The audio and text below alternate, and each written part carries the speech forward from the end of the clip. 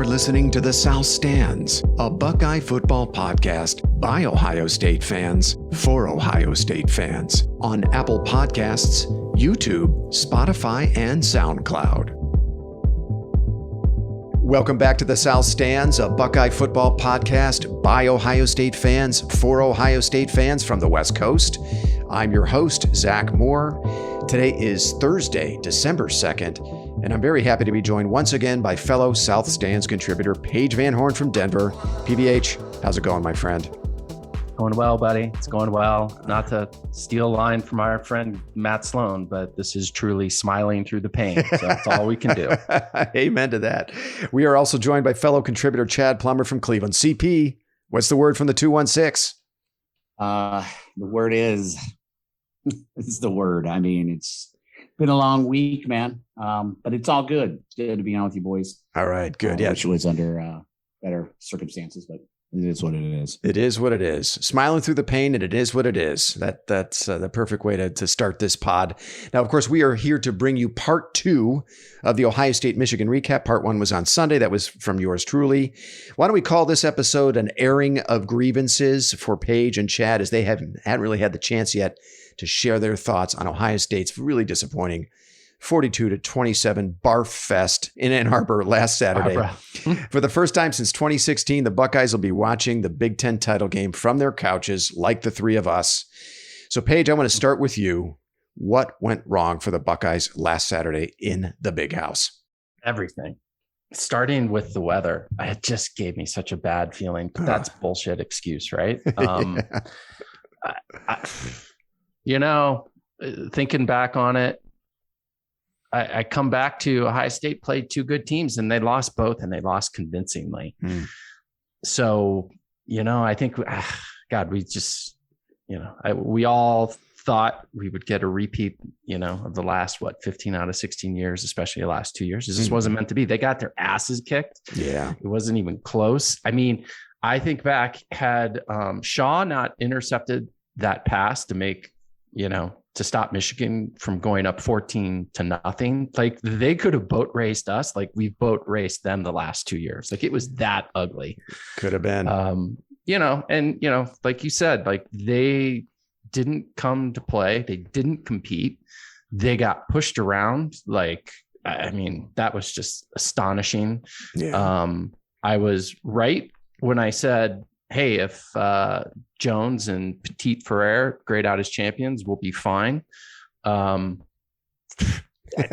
they just got abused. So, maybe Hutchinson is that good. Maybe, maybe Ojabo is that good. I still think that to me is the most troublesome piece of this whole thing is what the hell happened to the offensive line? It's a really good question. Michigan wasn't, really stacking the box, right? They, they were daring us to run the ball, and we could not do it. And it was never more evident than on that first drive coming out of the half, right?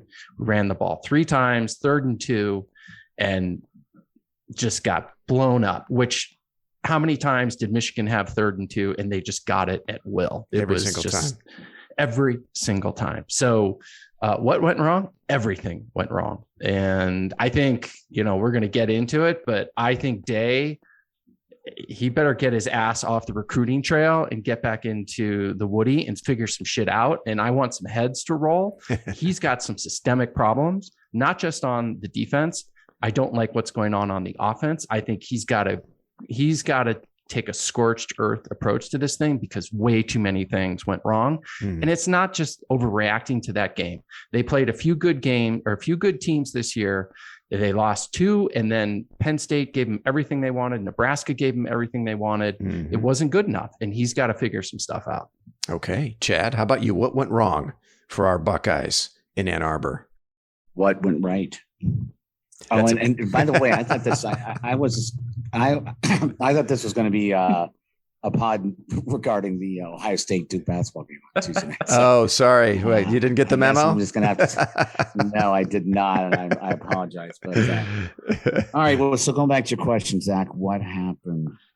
Nothing right. I mean, first of all, they got to Ann Arbor and Michigan was ready to ball. And I don't know what the hell we were doing. I don't know what they had going on. They broke curfew on Friday night, but they weren't there ready to play, man. I think they just thought they were going to coast through this game, shit, we'll beat these guys. We beat them the last 15 out of 16 years. Mm-hmm. We're just going to go up there, we're going to get in college football playoff. But no, they didn't expect, Michigan to just kick their ass on both sides of the ball. And it was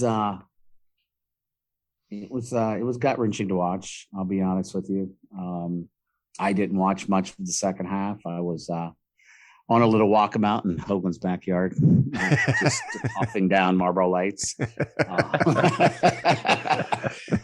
But anyways, you know what I mean? It really is disappointing. Jack, I know you've mentioned this, a couple times in our thread. Where was Haskell Garrett? Yeah. What was going on with that defense, man? I don't understand it. And I try to look back at that the Sparty game the week before. Obviously Walker's a much better running back. Is Michigan's offensive line just that much better than Sparty? I don't know, but we couldn't make a stop. I mean, they were just they owned us that whole game. We were just their bitch.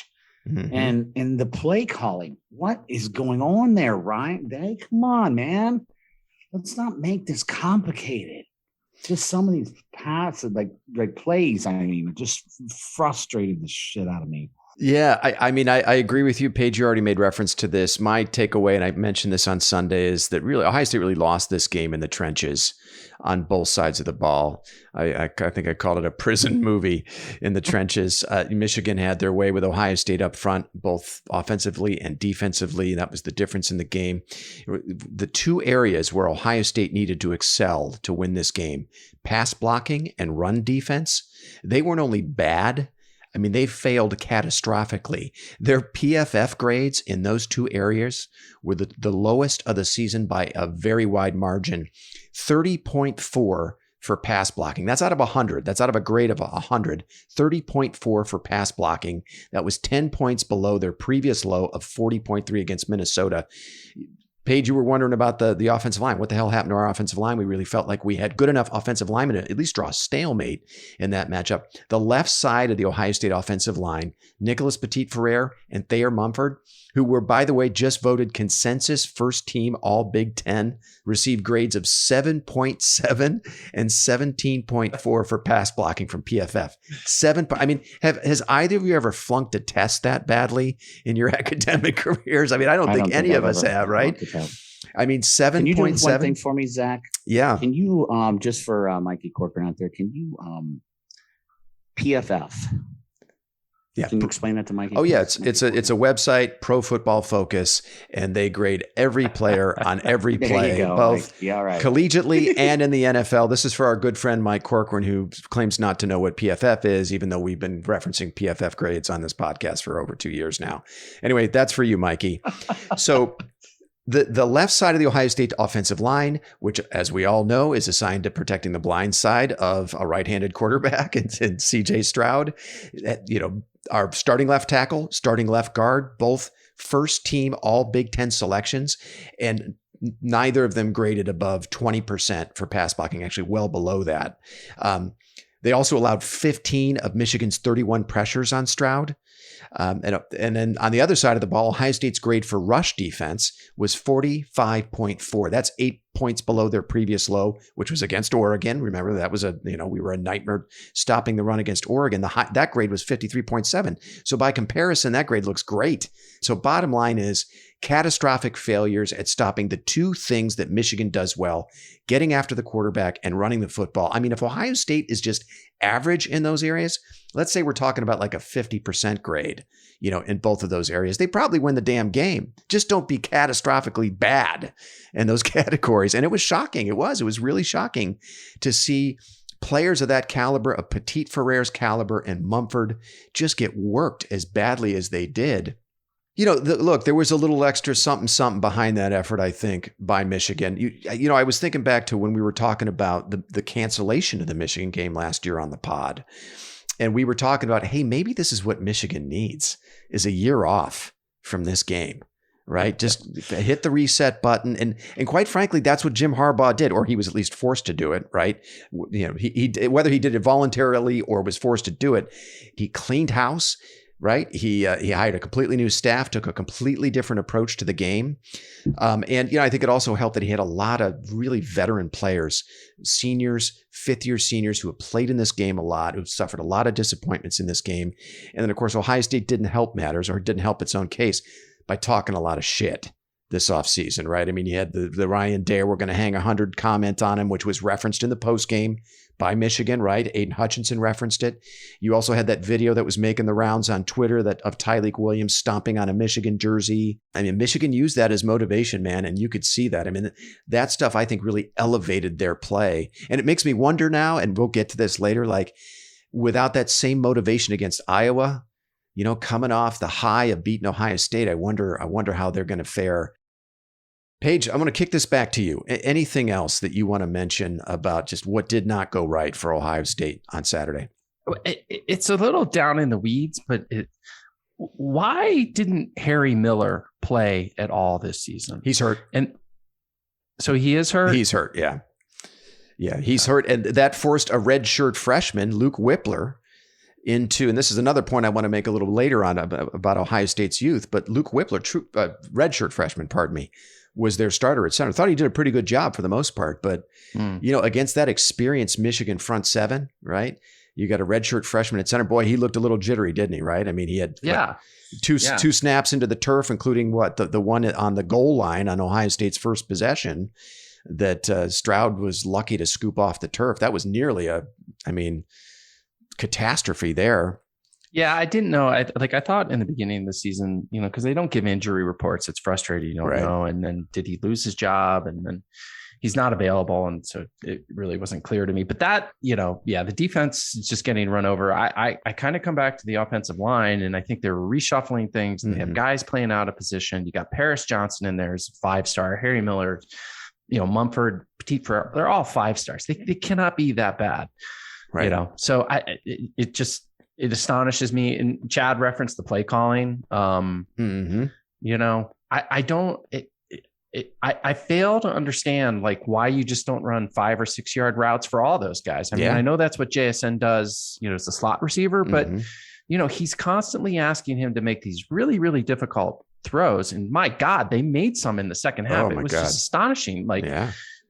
How they even kind of kept us in that game, right? Like we had hope basically up until, maybe, I don't know, 8 minutes left to go in the fourth quarter. Then you just knew that it was completely over. But, some of those passes that Stroud was making and Wilson and Olave were bringing in were, they were amazing. But I just have to think it's got to be easier than that. Ruckert doesn't even get a look. Like, how is Ruckert not a part of, he can't get one pass. Yeah. He can't get one pass. Yeah. And I feel like, and the play calling. So if we want to shift to the thing that's driving me absolutely fucking crazy, right? Let's do it. You've got Ryan Day sitting there making $6 million a year as, the head coach and the offensive coordinator. And you've got Wilson sitting in the box making $1.3 million a year. So who's doing what? Why do we need both? Like, it's ludicrous to me that this is the game plan that you come up with. I mean, Michigan was daring them to run. We couldn't do it. But when then Day passes, I don't know. It almost seems to me like they make the game more complicated than it has to be. Yeah. And if you can't make those adjustments, what are you doing? And I forget what it was, the podcast that you sent, and these guys actually had a really astute observation. I thought is that if Day doesn't jump out and just boat race you in the first and second quarter, his track record of coming back is not that great, right? Like it's almost like he's front running as he's as a play caller. And when the games get tight, I wonder if he gets tight. And I don't know why you have those two guys doing it together. Either then have Wilson do it or Day. I mean, assuming they're just going to get rid of Wilson. I can't believe you're going to keep paying that guy that kind of money, but the assistant coaches are not getting this done, and it's across the board. And I think Day needs to take both sides of the ball. Well, of course, but it's not just the defense either. Stud. No, I mean, that's not good enough. It's not good enough. Ohio State has had 37 top 100 players in the last 4 years, which is more than the Big Ten combined. You cannot be this bad. Yeah. I'm sorry. And we're going to get to the point. Well, is this season a failure? Yeah. They get an F in my book because all they did is beat bad teams, right? Yep. When they played good teams, they lost, and they were life and death to win the other one, starting with Minnesota. It's not good enough. Well, what drove me crazy is that I feel like this game might have had a different outcome. You go into the locker room at halftime, you get the ball, and it is a must. Like let's get the momentum turning. Like here, we go down and score on that drive. It's a whole different game. But I can't remember if it was 3 and out, but I think it was like I know we 3 and out. It was 3 runs up the middle, and it was 3rd and 2, and they lost 2 yards, and that game was essentially over. Play calling there was fucking garbage. Well, on that 3rd down play, they should have checked out of that play because Michigan had 7 men in the box. They had the advantage, 7 and 6. They did that all day, yeah. Yeah, and they should have checked whether that's the inexperience of a redshirt freshman quarterback who didn't recognize that, didn't check out of that, or Day not seeing it. But yeah, clearly they were outnumbered on that play, and Michigan blew it up. And by the way, they had a linebacker who shot the gap and dumped Henderson for a loss, or stopped him at the line of scrimmage. And, that's another reminder of what we don't have on that side of the ball, because we didn't have a linebacker that all year that could make a play like that. The other thing, Paige, when you were talking about play calling, where did the bubble screens go? Right. If you're having trouble running the ball, then why don't you those bubble screens to Jackson Smith and Jigba, to Garrett Wilson, that gonna get you 7-8 yards almost every time, and they always make that first man miss. I would have thought we would have seen a little bit more than that. And to your point, Day turtled up a little bit, I thought. And we've seen him do that before. He did in the Big Ten title game last year with Northwestern. He did it in the national semifinal game back in 2019 against Clemson. I thought he turtled up a little bit, especially in the red zone. So I think there definitely there's some criticism for Day for sure in some of the play calling. Now, it didn't help that your offensive line had 5 false starts and put you behind the chains, including one in the red zone, right? You were 3rd and 3, and then a damn false start puts you at 3rd and 8. You have to settle for a field goal. You also had Chris Olave drop a touchdown pass on that first red zone trip. It was behind him, but something he should catch. That's Chris Olave. He makes that catch most of the time. I agree. It's Michigan, it's snowing, it's, high stakes game. Not everything can be right on the money.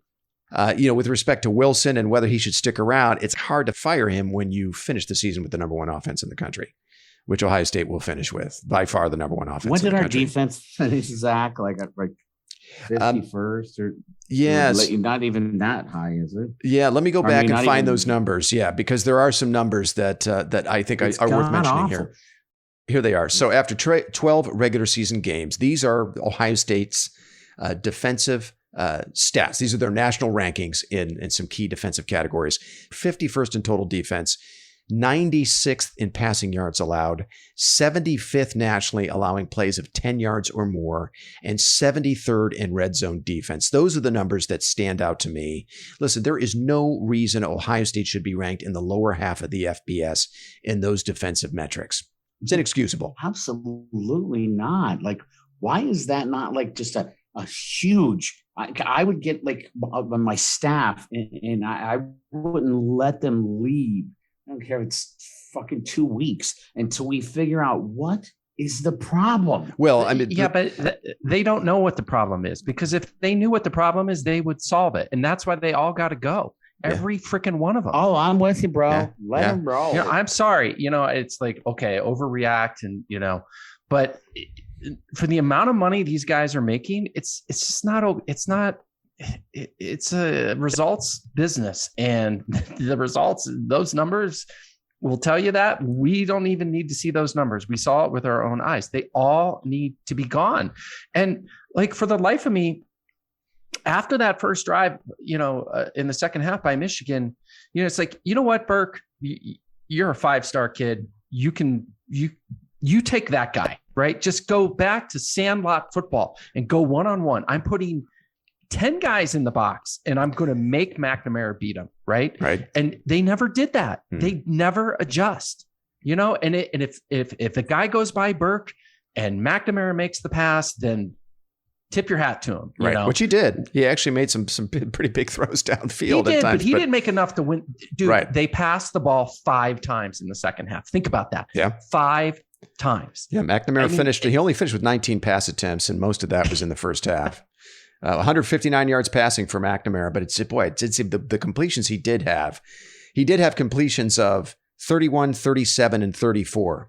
Of those 159 yards. So he did hit Ohio State 3 different times for pretty big pass plays, over 30 yards. You can't be afraid of that. Then you know what, though? It's the same analogy, like, the basketball analogy. If a guy makes 5 3-pointers in the first half, say, fine, you did it. Let me see you do it for the rest of the game. And if you do, then I'll live with it. Yeah. They never made him do that in the second half. They passed the ball 5 times. Right. So, like I did at the fight a lot. Yeah, that's right. And again, the linebackers were non-existent. Yeah. They're just not there. Yeah. And I watched a teeny bit of the Alabama-Auburn game. I don't even know how I could even stomach the will to watch football after that Ohio State game. But like, you just watched those linebackers were making play. Oh yeah. Auburn's linebackers, especially, man. Oh my God. Yeah. I was just ballers. Ours are like high school kids and they're like the NFL. It was it was such a contrast. Yeah. Yeah. I watched that game as well. And Auburn's in particular, they're playing with speed and ferocity and explosive. I mean, when they hit ball carriers go down, right? And, never out of position. Yeah. Definitely a contrast. I noticed that as well. Okay. So look, we're bouncing around here a bunch. We're going offense, defense. Let's focus this conversation a little bit. Paige, you've already kind of started down this road. What is Ryan Day's number one priority this offseason as you see it? Number one priority? Fire everybody except Hartline. Fire them all. Give me. Okay, that might be hyperbolic, but make an argument why he shouldn't do that. First of all, Alfred, you can't get rid of that guy. He's a great running backs coach. All right. Well, he might leave anyway to go be the head coach at Colorado State. We'll see about that. Right. Go ahead. Yeah. But you know what? If that happens, it's not going to affect decisions of any other running backs come to Ohio State. You know what I mean? They're not going to go to Colorado State. It just ain't happening. Unless they're like a B-list player. But Larry Johnson, you can't get rid of Larry. Yeah. Yes, I can. I can get rid of him. I do not agree. He doesn't have anything to do with the defense, I don't think. Okay. All right. Calling defense. Let's do this. I'm looking at Ohio State's coaching staff right here on the Ohio State the athletic website. Let's go down the list here. You guys tell me if they stay or go. All right. Ryan Day, obviously he's staying. He's not going anywhere. Larry Johnson stays or goes. Chad? Stay. Paige? He goes. I'm sorry. If they're not a Bosa, the guy, Sawyer, Smith, bust. Like, those guys didn't perform. Harrison, he was like a top 10 recruit. The guy is non-existent. I don't understand maybe at one point he's long in the tooth. If it's maybe he's lost his touch. Oriented business, I'm not seeing it. Okay. All right. Kerry Combs, I think we all agree he goes, right? He goes. Okay. Al Washington, I think we all agree he goes. I don't know what he's done, what he's accomplished here at Ohio State. Chad, would you agree Washington stays or goes? Beat it, Terry. Tony Alford, I think, he's earned the right to stick around. He can stay. All right. Brian Hartline, obviously he stays. Greg Stodarwa. Gone. Beat it. Yep. Gone. Okay. Yeah. I think there's the word around the camp. Not a lot of folks are super pleased with Stud. And there's quite a few stories out there about him not really kind of doing the work that needs to be done on the recruiting trails. And you have to wonder, but like the recruits I don't know, man. Like we've got some big time of that's true linemen.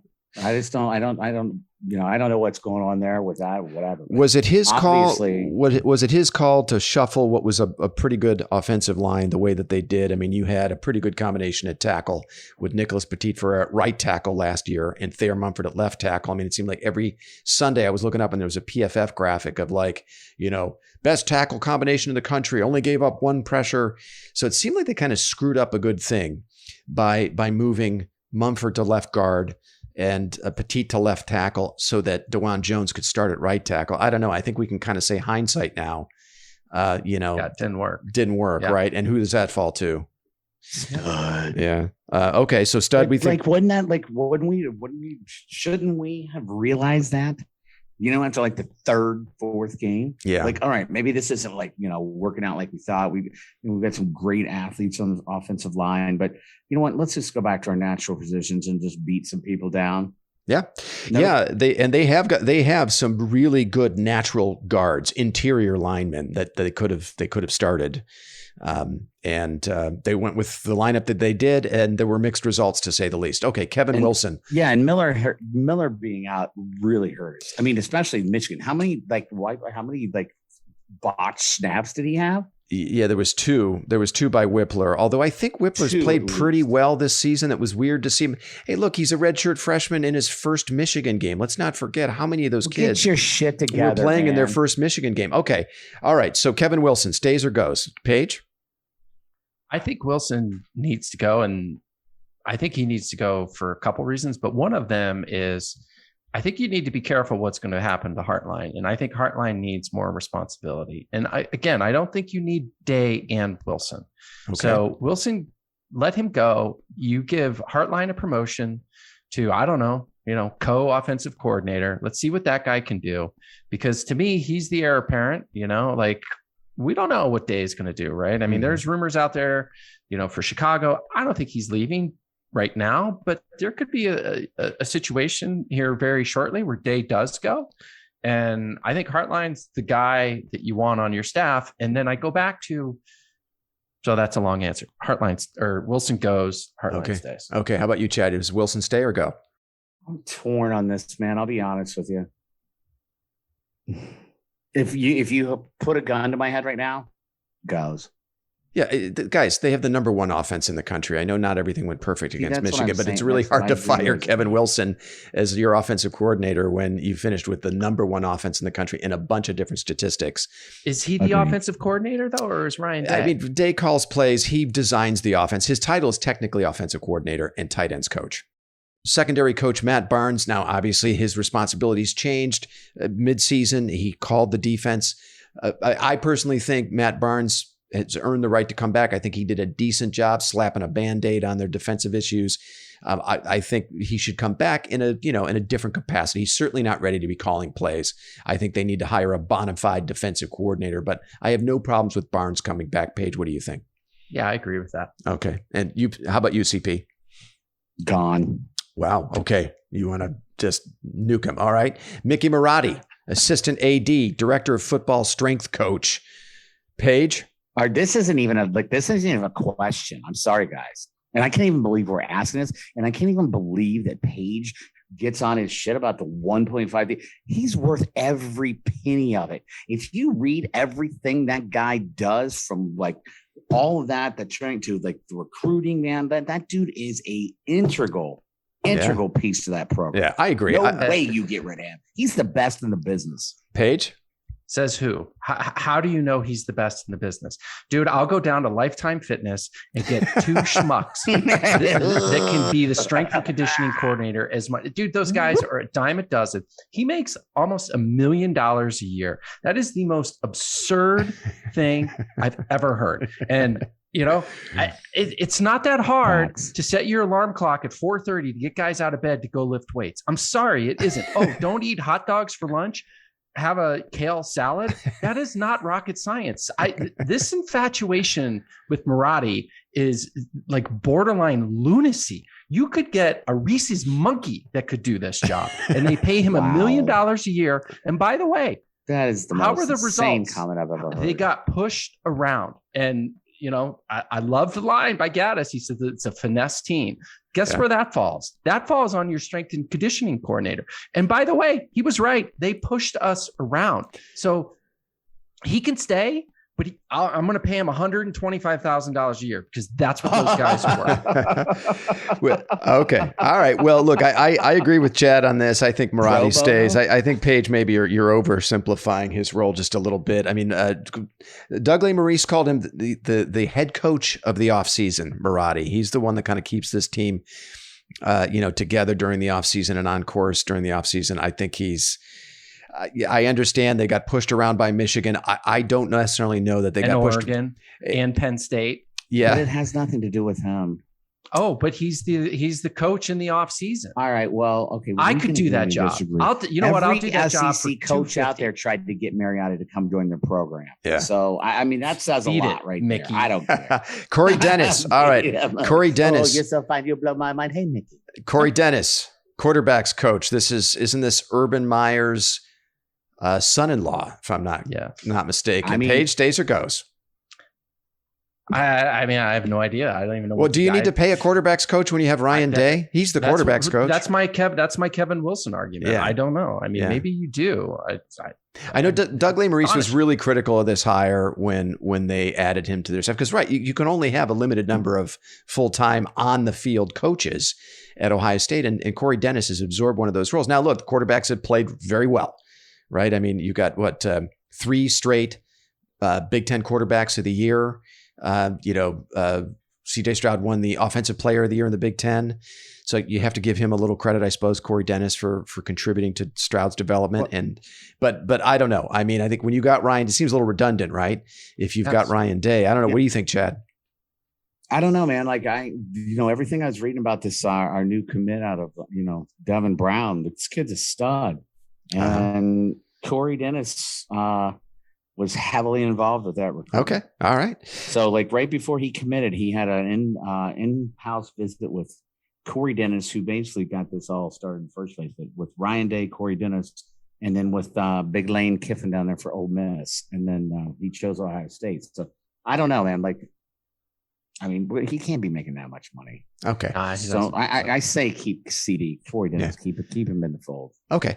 All right. So Corey Dennis stays. I think for the record, I've only got one coach on the offensive side of the ball that I have questions about, and that's Stradrawa.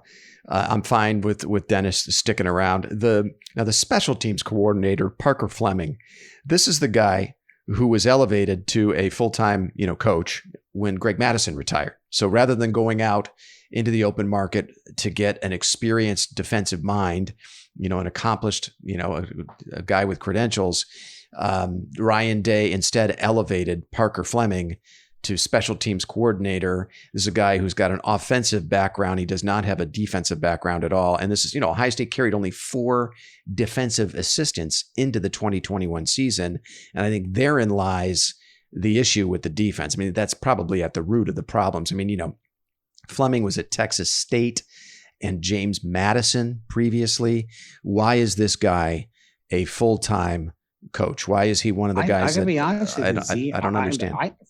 I felt our special teams is one of our bright spots this year. Yeah, that's a good point. The kicking game was pretty good. They weren't great against Michigan, but they were. No, they weren't. But what part of our game was good against Michigan? I don't even know if they even got off the bus. Actually, I think their physical bodies got off the bus, but their brains, their minds, everything else inside that body, just stayed on the bus. I'm not All right, I don't know. What do you think? Parker Fleming stays or goes, Paige?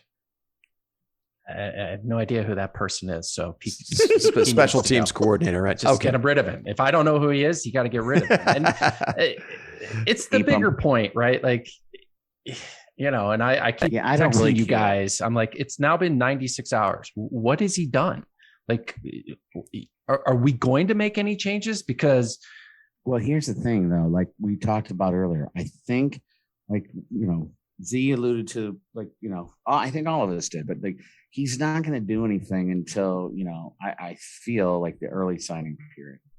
They're still in the middle of the season. They still have another game to play, at least one more postseason game to play. I don't know what they can do. I mean, my guess is he's probably started conversations. I'm sure he started shaking trees and finding out who's available out there. there's agents been. So Paige, you're obviously, I think we all agree Ryan Day's highest priority this offseason is having a good, close, hard look at his coaching staff, primarily on the defensive side of the ball.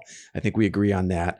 Personally, I think hiring a bona fide defensive coordinator, whether it's the next boy genius from the NFL who maybe isn't a household name yet, or someone who's done it before. I know Chris Ash is available. We had Ash here as a defensive coordinator under Meyer, and he did very well. Whatever the case, they have to find somebody to run the defense, a guy with credentials. And then I'd say beyond that, they need to find somebody in the linebacker to get the linebacker room in order. I mean, it's a muddled mess of mediocrity in that room right now. I've seen enough from Al Washington. At one point, it didn't seem like the linebacker position was all that important. I mean, you hear our good buddy like Doug Maurice and some of the other guys that we pay attention to talk about how the game has changed and the importance of the linebacker position is kind of diminished in the modern game that's pass heavy. Well, look, I mean, if Michigan is going to, if they're going to go through a renaissance here, all of a sudden linebacker play is important again. Now they've got a difference maker in CJ Hicks joining the program in 2022. So that's a real positive, but man, let's make sure we've got somebody who doesn't mess up his development. I mean, we've got 2 misses in a row now with old Bill Davis and now Washington. This is a position that's important again now with Michigan reemerging as a contender in the Big Ten East. So those to me should be Ryan Day's highest priorities this offseason. Yeah, absolutely. And I'm being hyperbolic, right? Like fire them all, but I'm not. I think like 5 of them need to go. Yeah. Don't give me a Brent Venables right now. Yeah. Well, yeah. I mean, that'd be great, but I don't think he's leaving Clemson. I mean, he and I don't either. He and Dabo Sweeney he's on a married ship down there with Dave. Yeah, well, they're rebuilding them, and I guess that's kind of a good point of reference, right? I mean, look at the struggles over there down there at Clemson. Alabama hasn't been perfect. I'm certainly of the opinion that they're going to be eliminated from the playoff, after this Saturday. So we're not the only powerhouse that's struggling. I'm just so sick of having a weak ass defense, man. Yeah. I mean, we used to have some bad linebackers in Columbus, man. Yeah. Like we got that Reed Caricos and like there's some ballers in there that they're just young. We got to develop them. And you know what? We've got some players on defense, man. They just got to be coached by a defensive coordinator, not Matt Brown. And not Kerry Combs or Matt Barnes, whatever the fuck his name is. I just want a defense, man. That's all. Yeah. Is that too much to ask? No, it's not too much to ask. And there's no reason why Ohio State can't have a top 25 defense, nationally in all the metrics that matter, right? There's no reason for that they can't. And how many years did that go back, Z? Well, they had a good defense in 2019. They struggled in 2018. So this is, 3 of the last 4 years. That they've struggled defensively. They haven't really been up to the standard. And I said this on Sunday's pod. Look, I mean, Ryan Day has to make defensive excellence a priority this offseason. That's got to be his number one priority. And there's no reason not to. He's got the personnel. He's got some kids that can play for sure. You're telling me Jack Sawyer and JT Tuimoloau and, a kid like CJ Hicks joining them next year. And, you have some young defensive players who showed us a little something this year, but Burke, Ronnie Hickman. So they've got some kids that can play. They just need to be coached up. But it makes me super nervous, right? Like we're hanging all our hopes on a kid that's coming in next year to make an impact. Yeah, that can't be the plan. I mean, unless he's Andy Katzenmoyer, right? No, that can't be the plan. That should never be the plan. That should Mitch Melton, Cody Simon. You got Reed Carrico, Eichenberg. But then why didn't they? Because they're see freshmen. The field? Why did they get beat out by a running back? Yeah. Well, so I mean, I think the problems at linebacker are rooted in, I think, 2 bad hires at linebacker coach with Bill Davis and Al Washington, and then some down recruiting years. Namely 2018. I mean, the 2018 class, that crop of linebackers that came out of the 2018 class, not panning out at all. 2 of them transferring out in the middle of the year. And then Taraja Mitchell, who in September was a starter, but by November he was unplayable. I mean, that explains everything you need to, that tells you everything you need to know. So you go out and you get the right hire to coach the linebackers. You look at the portal, right? There could be an impact player there. And then, you hope you get an impact freshman in Hicks who can come in right away and contribute. So, Paige, I think you've already given us your grade, but I'd be interested to know how each of you would grade Ryan Day and this Ohio State team for the regular season. Paige, you started down this road with an F. Is that your final grade for this season? I said it. I'm going to stick by it. I mean, they beat some bad teams, when they played good teams, they lost. I don't think he did a great job coaching. I don't think he, So in your mind, it's pass fail, right? Look, this team is national championship or bust. No, every it's year, playoff or bust. Playoff or bust. And it's a pass fail grade. And in your mind, right, they failed. Okay. And by the way, like, had they not lost to Oregon, and they, lost to Michigan as a 1-loss team, they're sitting there at 5 and they could weasel their way in there. When they played good teams, they either lost or they didn't play very well. And outside of Michigan State, where, that was, I don't know what happened that game where they looked like best team in a decade. They just didn't look very good. And I just don't think more than that, I just don't think he did a good job coaching this team, right? I mean, I give him credit for making the changes that he did, demoting Combs and trying to figure out the defense. But, you shouldn't be in that position to begin with if you're Ohio State. And, I just don't think it was his best effort this year. And yeah, sure, you got a freshman quarterback, but it's a little harder to coach Ohio State when you don't have Justin Fields. So it's a pass. It's a D or an F for me, for sure. So somewhere between a D and an F for you. Okay, fair enough. Chad, how about you? How would you grade the 2021 regular season for Ryan Day and the Buckeyes? I wish it would have never happened. I mean, I say that like, you know what I mean? Like I feel like we're all so passionate about Buckeye football, and, after, that Oregon game, I felt like we were maybe going to figure some things out, but obviously we really didn't. Mm-hmm. So like Paige said, if we would have beat Oregon, I wouldn't want this team to play Georgia. No way. Okay. That's just my opinion. But overall, if you're going to ask me, it's a 100% major fail. So you give them a straight F, huh? Straight F. Okay. All right. Leave my classroom. Okay. I'm not quite as down on this Ohio State team as you guys are. I mean, I was certainly disappointed in the immediate aftermath of the Michigan game. And there were some things that we saw in that game that were troubling and very disappointing.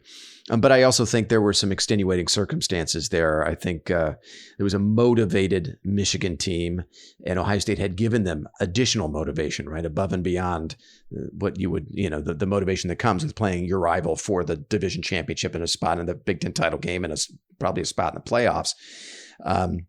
But I mean, think of how many underclassmen played key roles for Ohio State this season. On offense, you've got a redshirt freshman quarterback in Stroud, true freshman in Henderson as your starting tailback, true sophomore in Jackson Smith and Jigba, who was your leading receiver, a true freshman starter at center in Luke Whippler, redshirt freshman in Luke Whippler's case. When Harry Miller got hurt, Whippler had to step in as a redshirt freshman and start for them. A true sophomore in Paris Johnson Jr. starting at guard for you. On defense, the youth is even more striking. Of the 11 defensive players who led Ohio State in snaps this season, 7 of them are underclassmen. Number 1, Ronnie Hickman led them in snaps defensively, true sophomore. Denzel Burke, second in snaps played, true freshman. Bryson Shaw, third, redshirt sophomore. Cody Simon was 5th in snaps played, true sophomore. Lathan Ransom, 6th in snaps played, true sophomore. Tommy Eichenberg was 10th as a redshirt sophomore, and Steele Chambers 11th as a redshirt sophomore. And he was a freaking running back a year ago. So think of all that youth. It's a lot of youth. Think of how many of those kids were playing their very first Michigan game. Right, this is the first time any of them had played in that game. Doug Maurice mentioned it. He actually mentioned something on the Buckeye Talk pod that I thought was really striking. Of the 15 players that led Ohio State in snaps against Michigan, only 4 of them are from the state of Ohio. Right, only 4 of them had played in weather like that. Only 4 of them is steeped in the Michigan rivalry. Probably hated Michigan from the time that they were kids. Right, the other 11. out of state, many of them not played in cold weather games before. Le Maurice made a really good point. He said, look, when the going got tough and you had to draw on something other than, your talent or, your coaching, you had to dig down deep. How many of those kids could, tap into their hatred of Michigan to help them find that next gear, that next level? Well, only 4 of them of the 15 that played the most snaps in that game, which I thought was really interesting. I hadn't thought of that. So look, with that much youth and inexperience on this team, and that's a lot. I mean, all those names I just listed. 10-2, more than likely a Rose Bowl berth. You finished with the best offense in the country, the Big Ten Offensive Player of the Year in C.J. Stroud, who's probably a Heisman finalist. Now, assuming Chris Olave plays in the bowl game, very likely they're going to finish with 3 receivers over 1,000 yards, a running back in Trey Henderson, who broke Maurice Claret's freshman single-season record for touchdowns, and Archie Griffin's single-game freshman rushing record. I'm giving him a B. Not a solid B. What? I'm giving him a B for this season. Like an 80, My just God, above a B minus. I think you guys, you guys need to. I think your perspective's a little out of whack. I think an F. Yeah, but you guys are a comment about well, you know what? That's like just this. You guys would be a little hard, I think, on this team when you consider it their that's youth. the season. Yeah, I thought we were gonna play for the national championship this year back in September. Yeah, but look, we were an epic fail. And the comment about the young guys, 10-2 and a Rose Bowl berth is not an epic failure. I understand we have higher standards than that at Ohio State. That is not an epic failure. That is far from an epic failure. Yeah, but far from it. And by the way, they did beat some good teams this year. They beat Michigan State, the committee's number 12, by 7 touchdowns. They beat a good, solid Purdue team, beat them like a drum. So they did beat some good teams this year. But clearly they're a flawed team. Kicked by a shitty Michigan and shitty Oregon team. That's right. So we're a flawed team, to be sure. We have had issues among the coaching staff, to be sure, that we just talked about them. We got a ton of young guys playing meaningful roles for the first time in their entire career. So, looking back on it now, 10-2 and a Rose Bowl berth, yeah, that's probably about right, given what this team is, given the total composition of this team. Z, I'm not I'm usually the most positive one, I think, out of all of us, but it just, I guess maybe the F was a little harsh, but I'm really disappointed, man. And I always go back to last year's national championship. Right. And nothing changed. To me, that just burned. That gets just really. That was a fail. I'm not going to excuse that. Ryan Day, look, he got off on the right foot when he became head coach. He went out and hired Jeff Hafley, right? That was a great hire, right? Hafley killed it. The defense was great. Now, he had some awesome personnel, obviously, Chase Young and Jeff Okudah and those guys. But Hafley was great. And then, he parlayed that into a head coaching job at BC, and he's doing really well at BC. But since then, I'm not going to defend Ryan Day's choices for his defensive coaching staff. I'm not going to defend that. That was a failure on his part. Now, he can learn from that. He can make changes. What he does this offseason will determine the rest of his coaching career at Ohio State. I firmly believe that. Dude, I agree with that. 100%. I do too. This is the come to Jesus moment for Mr. Day. This is his you make the right decision now, or you're just going to. So there's a similar cross. I think he's at a similar crossroads to where Urban Meyer was after the 2013 season. If you remember, now Urban Meyer is kind of like the honeymoon is over loss. It was the 2013 Big Ten championship game, right? He went into that game undefeated, 1 game away from the BCS title game. And, Ohio State laid an egg against Michigan State, as we all remember. Michigan State goes on to win the Big Ten, goes on to the Rose Bowl. Ohio State's denied a shot at the national title game. Well, remember, they had defensive issues on that team. They were playing really soft coverage. They had a leaking sieve at the back end of their defense because of the injury to the starting safety that year, whose name escapes me. He's a Glenville kid, if I'm not mistaken. Anyway, but they had Von Bell sitting on the bench who just wasn't ready. So that offseason, Urban Meyer went out, hired Chris Ash, put pressure on his defensive coaching staff to get his young guys ready to play faster, right? Because that was a big issue. The whole Von Bell question was you have a kid there who could have been the solution, but he wasn't ready. And Meyer's like, enough. Our young guys need to get ready to play faster. So I think Day's in a really similar situation. His first, my honeymoon is over, loss to Michigan. It cost Ohio State everything this season. He's got defensive issues that need to be addressed with his staff, with their philosophy, with scheme, that sort of thing. So let's see what he does. I think it's very similar crossroads. If you look at his overall track record so far, what Ryan Day has done, and you compare it to Urban Meyer, I mean, he's lost 4 games at Ohio State: Clemson in the playoff, Alabama in the national title game, a solid Oregon team, with an injured quarterback, a young team. I mean, I don't want to excuse it away, but it's somewhat understandable when you consider how young Ohio State was. CJ Stroud's injured shoulder, and then this Michigan loss. He's won every other game. And he's gotten Ohio State, back-to-back playoff appearances, back-to-back Big Ten titles.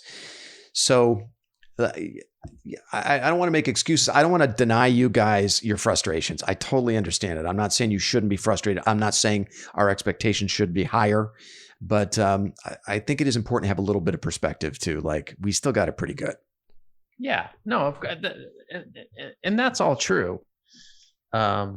But on the flip side of that is, the talent discrepancy on that team screams coaching deficiencies, right? I agree.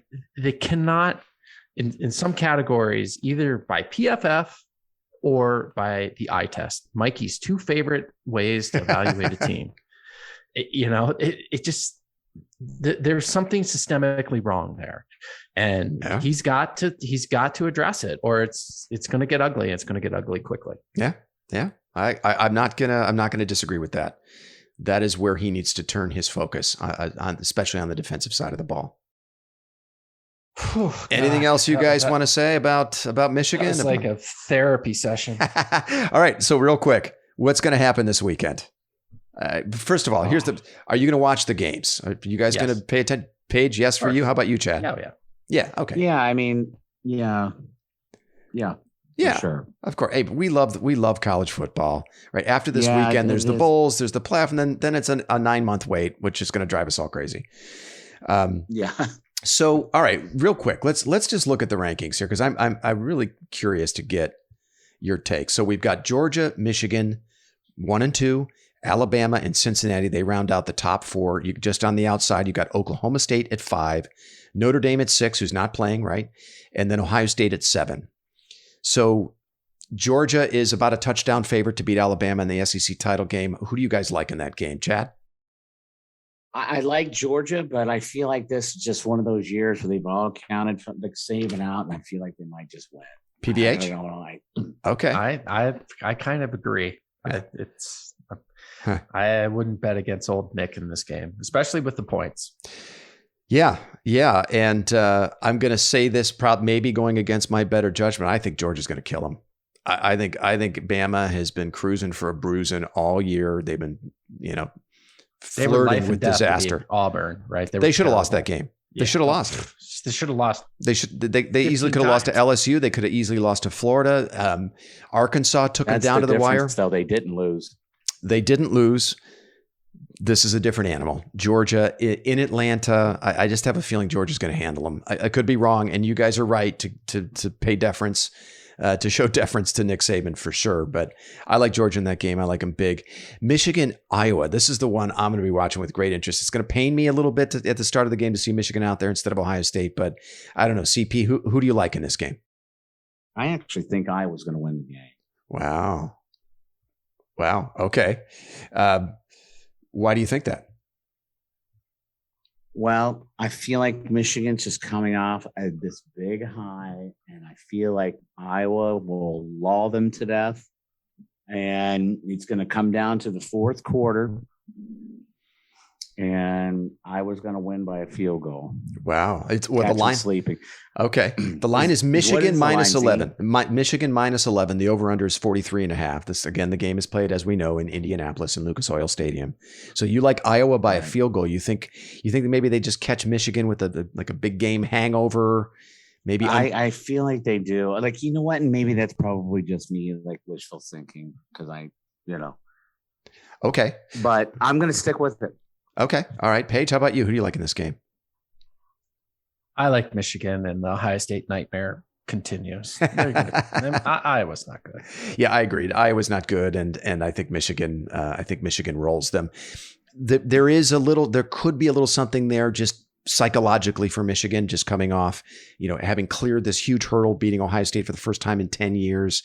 And maybe there's a little bit of a hangover there, because we've seen that from Ohio State, quite frankly, in this game, right? Where they come out against a lesser opponent, and the lesser opponent pulls out all the stops. And in our case, it's always Wisconsin or Northwestern, and they make it a game for a bit. I wouldn't be surprised if it's a game. The Michigan style of play, the way they like to play, the way they like to ground opponents down, they don't really overwhelm you out of the gates, kind of grind you down. I could see that happening again, but I think Michigan covers and wins comfortably. Okay. On Friday night, you got Oregon, Utah in a rematch from earlier this year. Utah blew the doors off of Oregon earlier this year. Oregon's a 2.5 point favorite. Do we like Oregon to, it's Utah who's a 2.5 point favorite. Do we like Oregon to get revenge on Utah in this game? Utes take down Affleck. Yeah, I agree. Yeah, I agree too. I like Utah in that game. Interesting game that could actually be for a playoff spot on ABC. Baylor and Oklahoma State. It's number 9 Baylor against Oklahoma State in the Big 12 championship game that's played at AT&T Stadium in Arlington. Okie State is a 5.5 point favorite. Over under for this game, 46.5. I had to do a double take, like for a Big 12 championship game. 40. Yeah. Normally, Baylor's legit, man. Yeah, Baylor they both play defense. Yeah. Yeah. I agree. Yeah. Who do you like? Who do you like in this one? I'd like to see Gundy win this game, though. But who do you think wins? I'm going to go with Okie State. Okay, you like Okie State. Paige, you like Baylor. I like Baylor too. Yeah. Yeah. And then finally, Cincy, number 4 Cincy against number 21 Houston. 11-1 Houston. This game is actually played. This is a home game for Cincy. This is the AAC Conference Championship game, but Cincy gets to host it in Nippert Stadium. Who do we like in this one? Cincy's a 10.5 point favorite. Yeah, and that's the guy that coaches. He left West Virginia. What's his name? Dana. Is it Helgerson? Dana. Yeah. Okay. Yep. He's their head coach. He's the coach. Yeah. I don't know. Cincy hasn't been dominant every single Saturday, and they've had some close calls in their home stadium. Paige, who do you like in this one? I like Cincy. Yeah. How about you, CP? Yeah, I'll go with the Bearcats. Yeah, I guess I like Cincy too. I mean, I wouldn't put money on Houston winning, but that pains you, Z. So, all right, I got to ask you guys about this because we kind of talked a little bit about this over text, and then I'll let you guys go. What if there's Armageddon, right? What if Georgia blows the doors off of Alabama, which I think could happen? Alabama's out. What if Cincy gets upset by Houston and they're sitting there at 12-1 with a shit schedule and really hadn't beaten anyone except Notre Dame? What if Oklahoma State loses to Baylor? And then you're left with Georgia and Michigan are in, and then you have 2 spots left. And your candidates, right, for those 2 spots are a 12-1 Cincy who didn't win their own conference, an 11-2 conference champion in Baylor, an 11-1 Notre Dame who does not have a win against the committee's top 25. And oh, by the way, well, I guess Marcus Freeman is now their head coach, but they have a freshly minted head coach who's never been a head coach in his life in Ohio State. I think if that happens, right, and we know, look, crazy shit happens, right? 1998 happened. Well, remember that? Remember that last Saturday, PVH? You, me, and Sloaner were sitting around your loft watching the dominoes fall ahead of us. They almost fell. College football Saturdays ever. So I'll remind the listeners what happened that day. You guys, I'm sure. I'll remind the listeners what happened that fall. Ohio State gets upset by Michigan State late, right? In mid-November, they lose to Nick Saban's Spartans. They went out and go on to beat Iowa and Michigan to close out the season, but they're sitting there and they need a ton of help. And they have ranked ahead of them. They've got Kansas State in the Big 12 championship game. They get upset by Texas A&M. And then you had UCLA also ranked ahead of him, a domino that needs to fall. They had to play a weird makeup game with Miami that was postponed because of a hurricane. It was supposed to happen in September. Instead, it's pushed to late November. Edgerrin James runs all over them, upsets UCLA. That domino falls. So we need one more domino to fall because Florida State had been elevated to number 1 in the country. Tennessee's sitting there at number 2. And they're losing in the fourth quarter of the SEC title game to Mississippi State. like midway through the fourth quarter. I mean, that almost happened to get Ohio State back into the mix. Tennessee ended up going on to win. Of course, we all remember Tennessee beat Florida State to win the national championship that year. And then 2007, remember all those dominoes that fell? Ohio State beats Michigan. Everyone's celebrating. Hey, we're going to the Rose Bowl. All right. That's all right. Great. And then all those dominoes fall the last weekend of the season, and Ohio State ends up in the national championship game against a 2-loss LSU team. So my point is, stranger shit has happened. If the committee is sitting there with 2 spots to fill and they have to choose between a 1-loss Cincy team, not a conference champion, really hadn't played anybody with a quality win against Notre Dame, but outside of that, hadn't played anybody, a 2-loss conference champion in Baylor, a 1-loss Notre Dame team that hadn't beaten anybody, does not have a win against the top 25, and a brand new coach who's never been a head coach before in Ohio State. I mean, that's a conversation. You got to take Ohio State. I mean, that's. Isn't it? I mean, if that happens, that's a Yeah, conversation, right? Go ahead, CP. Well, you got, obviously, it's all about the money, and we put more like asses in the seats than pretty much any other team in the country. We've got the most explosive offense. Okay, who wants to? Everybody out there wants to watch a team with an offense like that. Now, I'm worried about the other side of that, but I mean, they'd have to go with Ohio State. It doesn't matter. Notre Dame's already shit the bed wet, like every time they've been there. Mm-hmm. I mean, they haven't been relevant since the 90s. Well, that's not true. So that's not true. I mean, they've played in a national championship game and made the playoffs twice since 2011. They're relevant. They're definitely relevant. 3 times. Yeah, that's true. But they're definitely relevant. Right. Yeah. Yeah. Okay. Well, you know what I mean. Right. Okay? That was more for my Notre Dame fans, friends that are fans of Notre Dame that I know. I just like to just put it down and just keep it down there, like on the throat. Right. But yeah, they've got a good team this year, I think, as well. But like, to answer your question based on like how you outlined that right there, there's no way that the committee takes anybody. If that all happens, which could, you never know. They're going to take us over any of those other teams. I don't know. No matter what. All right. PVH, what do you think? No shot. 0. I mean, what if Oregon beats Utah? No, so that's not part of the scenario. Well, yeah, but he was saying if those things. Yeah, if all these dominoes ahead of them fall, and we've seen stranger shit happen. Actually, there's really only 2 results. What's Utah's record? They've lost 3 times, and they've already beaten Oregon by 31. Yeah, and they're favored in that game. I mean, I give it like 0.01%. There's just no way. Yeah, and by the way, the last hypothetically. Yeah. Well, no, I'm just saying, but if all that happened, the last impression of Ohio State that anybody, all of us have, the committee has, is them getting absolutely embarrassed by Michigan, pushed around. So, no, I just don't see it. I think. So they would go. So in that scenario, they would put like a conference champion 11-2 Oklahoma State in over Ohio State. And they would put Notre Dame in. Champion Baylor in. Baylor. Yeah. So 11-2 Baylor would be in. And that's a criteria, right? Conference champion. Right? Okay. So then there's one more spot. So Baylor gets in. Now you've got Georgia, Michigan, Baylor, and there's one more spot, and that comes down to a 1-loss Notre Dame team that hasn't beaten anyone in the top 25, and a Cincinnati team who's played a weak schedule, not even a conference champ. And Ohio State. It's the argument between Notre Dame and Ohio State, and it would be an argument. In that, I don't think that scenario, it's going to Notre Dame. We'll see. I mean, that's the thing. I don't know. No way, dude. I think it's a conversation. I don't know what they'll do, Paige. You make a good point. Would they go with Notre Dame? Would they be justified in putting Notre Dame in as with only 1 loss?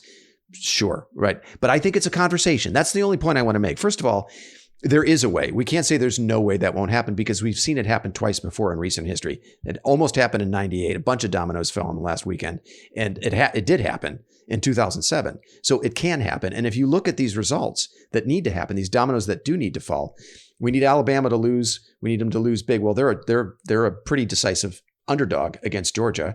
We've got Oklahoma State would need to go down. They're only a 5.5 point favor over Baylor. Notre Dame doesn't play. Cincy, okay, they're at home with a 10.5 point favorite over whoever they're playing. But I mean, it's not like, No, it's not the most. I mean, this could happen. Have to fall. It could happen. It could happen. Now, will I bet Not on gonna it happening? No, I would not bet on it happening. And probably most likely what's going to happen. And so that's the other thing. We're more than likely looking at a field of Georgia, Michigan, Cincinnati, and Oklahoma State. If you look at the playoff fields that Ohio State has had to contend with, and this is what Michigan gets, they're going to get a first round matchup with like Cincinnati. Are you freaking kidding me? Dude, just pencil them into the national championship game. I know. It's such bullshit. Oh my God. For that reason alone, I'm be rooting, not that we wouldn't anyway. It's just my guts out for Iowa. Just don't let that happen. But I think the nightmare will continue. You know what? Like, it will be so great though. Like if I'm on the phone with one of you clowns, like Friday, like around 7:00, going, oh my God. Going right now. I'm not expecting things to go chalk though. I think there's going to be an upset or two that could make it pretty interesting. I mean, look, Oklahoma, some of these programs here have not been this close to a playoff spot ever in their history. And I think there is something to be said about having like having that DNA, that championship DNA. So I would not be surprised to see at least one of these teams just, turtle up and end up losing and make it, I just want to be entertained at this stage, right? I just want to have fun watching these games. That last weekend of the season in 98 and in 2007, those were two of the most fun weekends I've ever had as a college football fan, just watching those games. Oh, those were great. And then just to pour salt in the wounds even more, it's like Michigan gets, why don't they get a legit 10-1 Wisconsin, right? That's going to scare the shit out of you, right? Coming off a massive, rivalry game where it's super physical. No, in some ways, God, it's lining up just perfectly. Perfect for them. Oh yeah, perfect. So, and to those fans that are, and I get it, like, look, if you're not a fan of Ohio State, Alabama, or Clemson, you would be very excited to have all three of those teams out of the playoff. But at the same time, careful what you wish for. That 17-12 Michigan victory over Cincinnati in that first playoff semifinal. We're going to think to ourselves like, oh my God, I miss Clemson and Alabama. Yeah, exactly. All right, fellas. Hey, listen, that was a great effort. I think we've exercised some demons, I think. Yes, would you say? I feel better. Is everyone feeling all right? Okay. I do feel better, but can we do a little quick shout out to the Ohio State hoops team who came from a 17-point deficit to just dominate the number one team in the country, and we were missing two starters as well. It's a nice win. So nice win. Nice and win. I'll take it. That was they might have found something in that Russell. Yeah. Oh, dude, there's a couple ballers on there. Yeah. Anyways, not to get off track. So I just wanted to give a nice shout one. out. I'll take it. Yeah, it took a little. Yeah. Holtman's putting together some nice stuff there in Columbus. At the shot scenes. Yeah, well, we'll see about Chris Holtman. He's been good. He's been good, but dude, he just brought in like the top 3 recruiting class again this year. Didn't his team just lose as a 2 seed in the first round to a 15 seed last year? They did. Okay. All right. All right. Let's end on a high note. End on a high note. Yeah. Right. Like, damn it, Z. All right, boys. Hey, listen, thanks so much for making the time. All right. Have a great night, and we'll talk in a few weeks.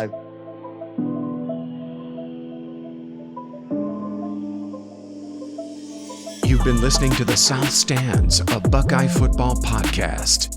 You can follow us on Twitter, Instagram, and Facebook, and visit our website at southstandsosu.com.